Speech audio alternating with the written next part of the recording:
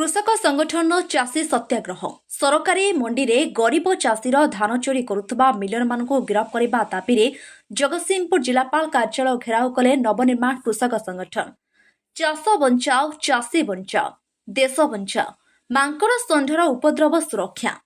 सरकारी मंडी रे चाषी पंजीकरण टोकन प्रदान में अनियमितता दूर कराଯାଉ मंडी धान चोरों को गिरफ करने चाषी समस्त बड़का धान बिना काटरे संग्रह दाबी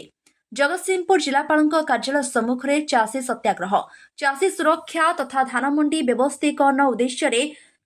11 दफा समस्या समेत आशु समाधान निमंते जिलापाल कार्यालय सम्मुख में सत्याग्रह कर जिलापाल जरिए मुख्य शासन सचिव पाखक पत्र।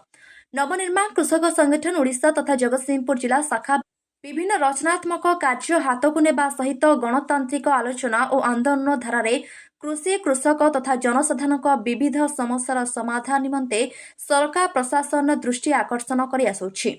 धान बिक्री पाई चाषी माने पंजीकरण उद्देश्य देउथिबा केउ मौजार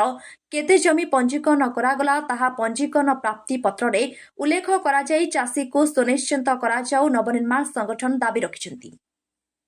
Jagatsinghpur Prashant Malik report metro TV Odisha. आज नवनिर्माण कृषक संगठन तरफ जगतसिंहपुर जिला कलेक्टर ऑफिस आगे जो आंदोलन चली मूल विषय हूँ एफएक्यू ना बर्तमान जिले में 5 किलो काट चली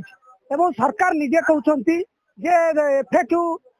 केमी एफएक्यू ना धान नबू कि प्रमाणित होती सबू चाषी 70% चाषी जो मैंने ठीक धान आनी एफएक्यू अच्छी ता सत्वे भी आम प्रश्न होती 5 किलो काट कहीं हो आउ जो बाकी रही से बेपारी 1500 टंकार गाँव को धान धरती से चाहते नहीं जाओ से जिलापाल जो आसिले आलोचना कले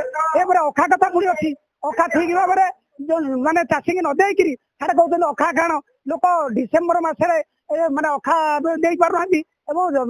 अगस्ट मस आम ऑनलाइन पंजीकरण करुँ सत्वे भी नहीं पार सी जरिया खार फेरला पुणी जो मजूरी लगुच पलटेब ये सब अव्यवस्था कहीं जो कलेक्टर आसिले आलोचना कले से प्रश्नर आम जो मुख्य अच्छा अक्षय कुमार प्रश्न पचार उत्तर न देकर आभेड कर चलीगले ये जो अपारग ये अपारग कलेक्टर जब प्रकृत में चाषी मान किसी कर नचे राजरास्तार आगामी दिन में जोरदार लड़े हम आम सीधा क्या ये सरकार चाहते चाषी वर्ष गाँ लोक तुम लड़ाई करूँ चाषी और चाषी भितर केमी लड़ाई हो से आम चाहूँ आगामी दिन ये कलेक्टर से पड़े एफएक्यू आरएनसी वाला बसुँच सी प्रमाणित करेंगे आम भी चाहूँ जदि प्रकृत में एफएक्यू नुहे तार काट नब कि धान फेर दियो आईन अनुसार कि एफएक्यू जड़र धान भूल लेकिन 50 जनकर धान ठीक बार दौना कष्ट हो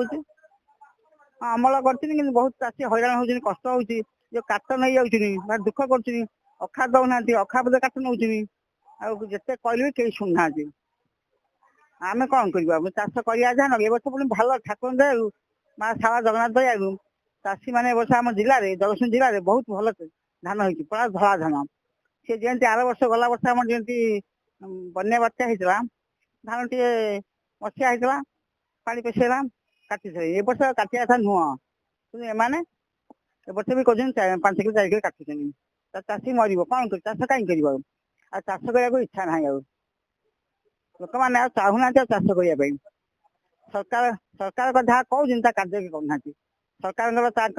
हाथ कथा मिलर सागे भाव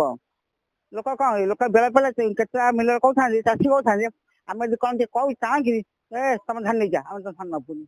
लोक डरी में धान चाष वर्ष भल भल धान हो जो 3 एकर जमी जो नेखा चेती धान दवा था अधिक लोक धान धान भी घरे अच्छी जी नियम से आउ नेबेनि धान भी घरे गदा धान आम उठिनी धान।